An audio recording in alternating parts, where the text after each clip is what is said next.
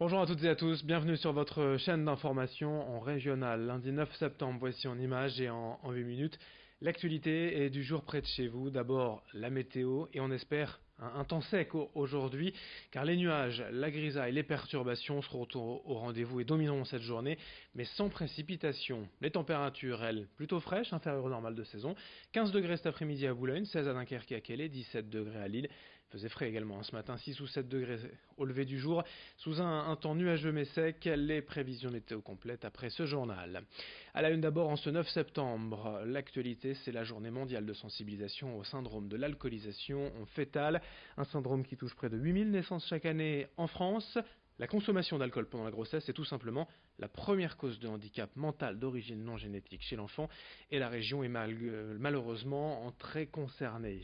Durant une grossesse, la moindre goutte d'alcool consommée peut avoir des conséquences désastreuses pour le bébé, car l'enfant, le fœtus, reçoit la même dose que sa mère, mais n'a évidemment pas les mêmes capacités d'assimilation, d'où l'importance de la prévention dans les Hauts-de-France, au micro de Rémi Desremeaux. On a quand même une région avec des indicateurs de santé qui sont pas très bons et forcément on sait aussi que l'alcool est quand même assez présent. En région, on a quand même de nombreuses actions.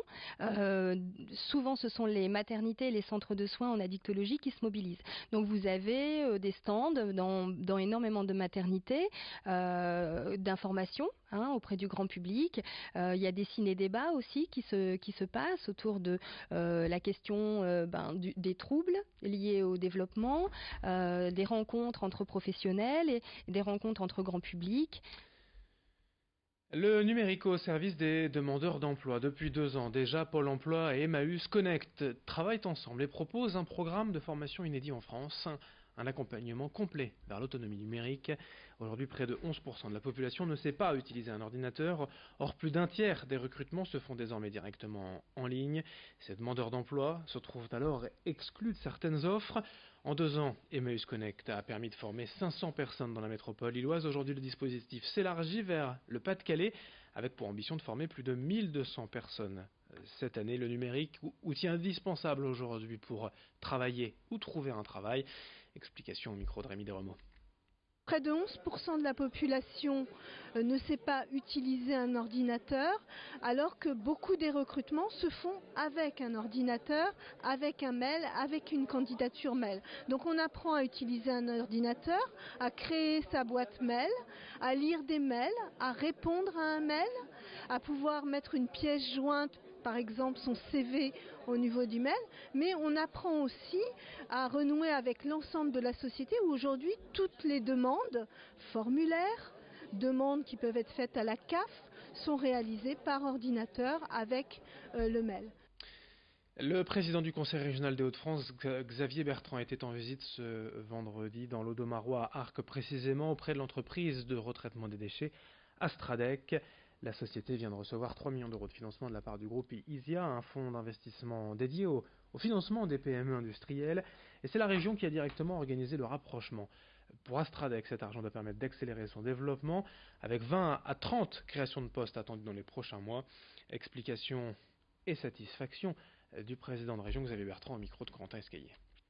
Là, en plus, on a trouvé une façon de faire, ça coûte rien à la région, mais seulement la région a eu un rôle, c'est de rapprocher, c'est de faire connaître, c'est de marier à la fois ISIA et Astradec. C'est aussi notre boulot. Notre boulot, c'est d'apporter des solutions. Alors parfois, c'est à la région de sortir son chéquier. C'est ce qu'on a fait voilà quelques années avec le CAP 3e révolution industrielle, avec des obligations convertibles pour leur permettre justement d'accélérer. Là, il y a 3 millions d'euros, c'est pas les banques qui apportent ça, c'est un fonds, ISIA, qui cherchait justement à investir dans la région et qui, après ces 3 millions d'euros, est prêt à mettre 40 millions d'euros sur la table dans la région pour booster l'économie. Alors parfois c'est à nous de sortir de l'argent, parfois on peut peut-être trouver d'autres solutions. L'important c'est que ça marche et qu'on soit efficace. On enchaîne dans ce journal avec une information tourisme pour les amateurs de bière dans la région. L'Échappée Bière est une agence du tourisme brassicole et son credo c'est de faire pour la bière exactement comme pour le vin, ce que les viticulteurs français ont fait depuis des années. Des visites de brasserie, des dégustations, des balades ludiques, des jeux de piste, tout pour mieux faire connaître le monde de la bière. L'agence vient de publier sa 2e carte du tourisme brassicole, un dépliant qui recense tous les établissements faisant la promotion de la bière régionale. Aujourd'hui, de nombreux touristes viennent aussi dans la région pour la bière, c'est ce qu'ils cherchent, en tout cas sur les moteurs de recherche internet, Nord et bière. Explication à ce propos au micro de Vincent Vieillard. Nous, on a plutôt identifié un profil assez urbain, grosso modo les city breakers comme on les appelle, une trentaine d'années, qui voyagent sur 2-3 jours, qui ont envie de découvrir le côté gourmand, le côté culturel de la ville. Et on a vu que grosso modo la bière était quelque chose qui était recherché quand on venait à Lille directement. Un quart des visiteurs de la métropole lilloise laissent des traces numériques, comme ça a été dit par l'agence d'urbanisme, autour de la bière. Donc ça nous donne quand même des chiffres qui sont assez intéressants à étudier. Après, typiquement, nous aujourd'hui sur notre site, on sait qu'on a grosso modo entre 15 et 20 000 visiteurs par mois. Il faudrait l'accumuler avec le site que tous les brasseurs peuvent avoir directement auprès d'eux, ou en tout cas tous les établissements qui sont derrière moi. Mais je pense qu'on peut avoir entre 50 et 60 000 personnes qui sont intéressées en tout cas par cette perspective de visite autour du monde brassicole. Et puis à Lille, durant la braderie, le bar Le Privilège a voulu sensibiliser ses clients au ramassage des déchets en offrant une consommation à celles et ceux qui ramenaient une bouteille pleine de mégots de cigarettes. L'opération a tellement bien fonctionné que les propriétaires ont décidé de la prolonger jusqu'en décembre. Alors, au-delà même de cet échange original, il y a quand même une véritable opération de recyclage. Car depuis, un jeune ingénieur lillois est entré en contact avec les gérants du Privilège. Julien Pack a créé une start-up où il utilise des mégots pour créer de la matière d'isolation, notamment textile. 4000 mégots environ nécessaires pour un manteau. Une opportunité pour chacun et pour la propreté de nos rues. Explication au micro de Rémi Desremeaux.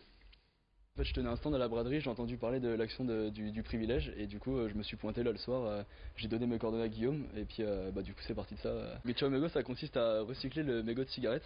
En fait le but, il y a 3 étapes, c'est d'abord la récolte, donc on vient récupérer en fait tous les mégots comme par le biais de l'action lancée par le Privilège.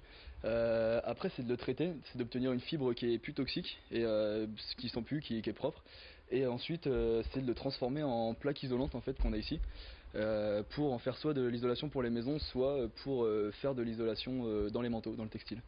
Après il y a un autre domaine aussi que j'aimerais étudier, c'est le domaine du plastique, mais pour l'instant j'en suis pas encore là, ce sera pour après. Fin de ce journal régional, à suivre dans un instant vos prévisions météo et dès le prochain quart d'heure un nouveau journal, l'actualité près de chez vous. Dans un instant, merci de votre fidélité et très bonne journée à toutes et à tous.